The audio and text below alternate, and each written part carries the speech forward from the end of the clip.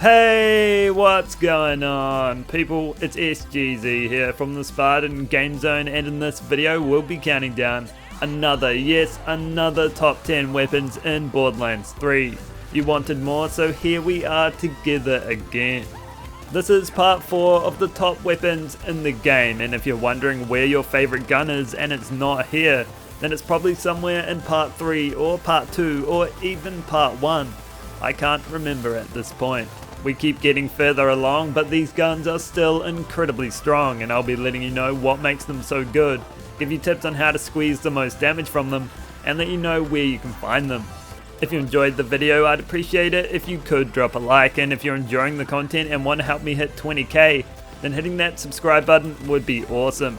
This is part 4, and I'm not even going to mention it, but you should know by now, and let's crack into it.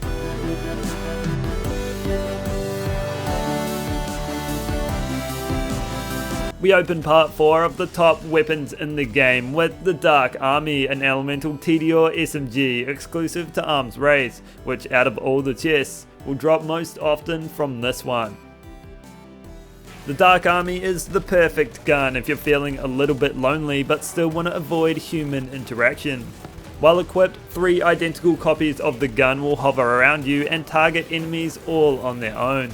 It's the power of friendship, and it's deadly. When all 4 of you are firing away at the same target, they'll get absolutely flattened, and when you're reloading, they'll still be shooting. Speaking of reloading, each time you do so, the trio of Dark Armies circling you will be enhanced with its element and receive increased damage. The standard variant is the Dark Army Plus, but you'll want the Dark Army Plus Plus, and it's a deadly weapon, especially when the drones are firing elemental traces.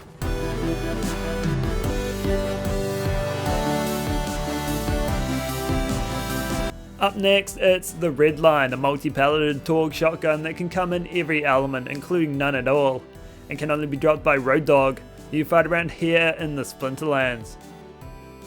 The Red Line, like most Torgue weapons, can fire both sticky and contact explosives, each suited to a particular aspect of the game. While mobbing, you'll generally want it on impact mode, where you can get that instant satisfaction as you blow apart your enemies. Flick that switch to stick though, and the Red Line will transform into an explosive pocket rocket, landing a cluster of sticky projectiles on your target in a very small space of time, resulting in ever-growing damage capable of flattening just about anything. That's definitely easiest to accomplish on Moes, but the potential is there for anyone to grab hold of. You just need a big enough magazine.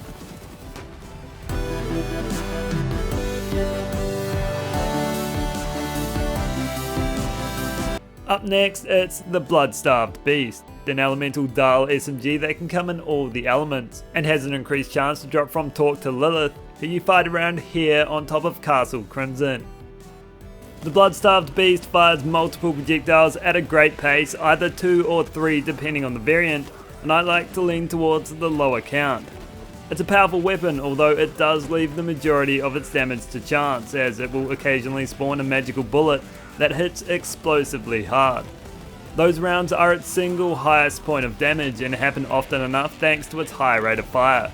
On top of that, its projectiles will also pass right through enemies, capable of annihilating multiple at once. It's an all-round damage dealer, great across the Vault Hunters, with Modes able to amplify the explosions and Zane getting them to land more often.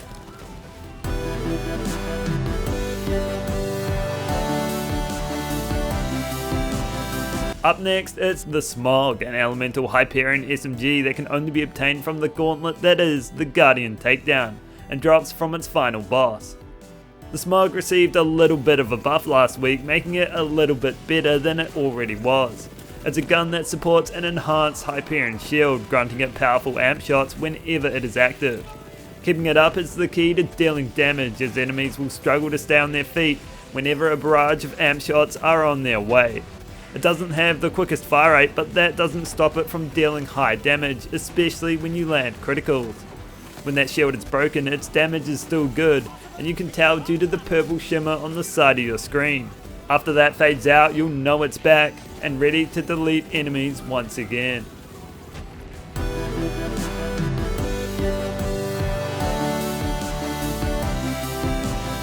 Time now for yet another newly buffed weapon. This one's the Multitap, an Atlas pistol that, other than dropping from the Guardian takedown bosses, can also drop from Katagawa Ball around here in Skywell 27, but only if you're on Mayhem 6 or above.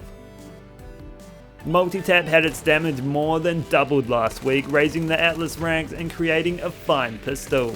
Like Black Socks, it's not fancy but does its job well, firing at a steady rate and dealing heavy damage. Because it's an Atlas weapon, it comes with tracker rounds which you can use to automate its destruction, and will also send out cryo rockets to any tagged enemies whenever you reload. It's a great gun, amazing value for ammo, and has no downsides whatsoever.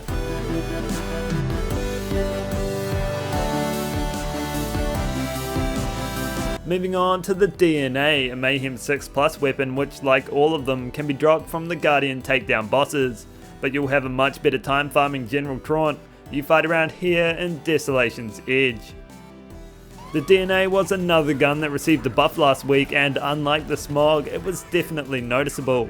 It fires numerous pairs of mini Kutzman-esque projectiles which mimic the pattern of a helix during flight, and unfortunately do travel slowly.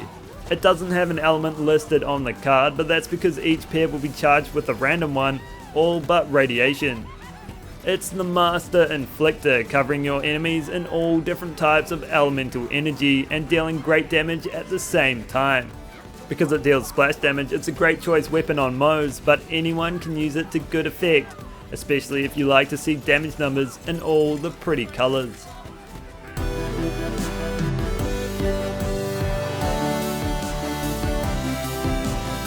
In fourth place is the Chaos, an elemental Dahl assault rifle that can't come radioactive and has an increased chance to drop from the Psycho Billies you fight around here in the Ambermire. The Chaos is a rapid fire assault rifle with a unique effect like no other. On kill, a devastating explosion will ripple the landscape, blowing apart any enemies caught in the blast.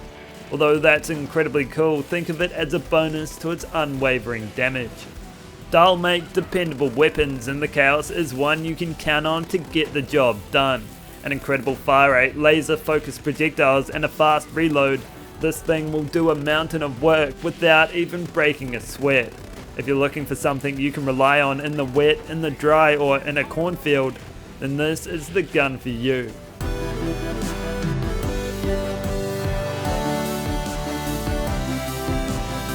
Now to the Gargoyle, a CIV pistol that can only come in Corrosive. It's exclusive to DLC 3, dropping from Dick and Goyle.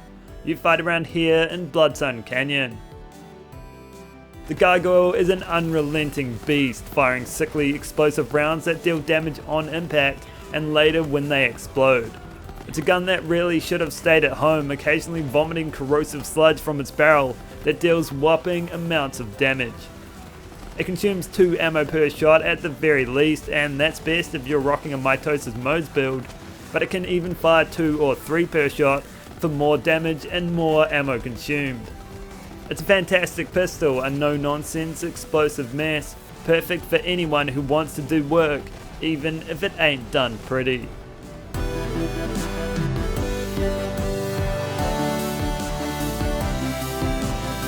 Moving on now to the Breath of the Dying, an assault rifle with a deadly effect that can only come in Corrosive. It has an increased chance to drop from Blinding Banshee. You can find around here in Desolation's Edge. The Breath of the Dying is an incredible assault rifle that doesn't let its single element define it, able to dish out the type of damage many weapons are jealous of, and it doesn't stop there.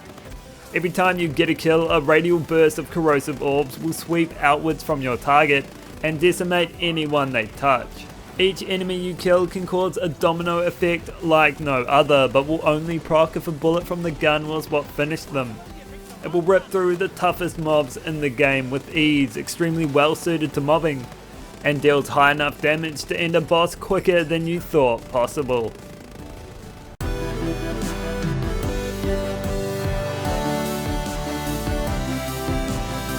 Number 1, who is it? What is it doing here? It's the Embers Purge, a unique Maliwan SMG that can only be obtained by completing Embers crew challenges throughout DLC 1. The Embers Purge aims to bring down the world with fire. Land enough shots on your target and a pool of flaming fury will grow beneath their feet, causing insane damage over time. While your enemies are standing in it, the lava will turn them into a crisp within seconds. To use it to its full potential, you'll want to shoot until that puddle spawns, then switch targets, and it's best with a large magazine where you can trigger its effect constantly. The lava pool also counts as splash damage, making an action skill and splash damage anointment great on it. It'll ignite the field in an instant, tearing through mobs, and can also trouble bosses whenever their feet are on the ground. So that's all for this video. Still some guns had to miss out, so here's their recognition. If you enjoyed the video, I'd appreciate it if you could drop a like, or hey, maybe even subscribe. And I'll catch you in the next one.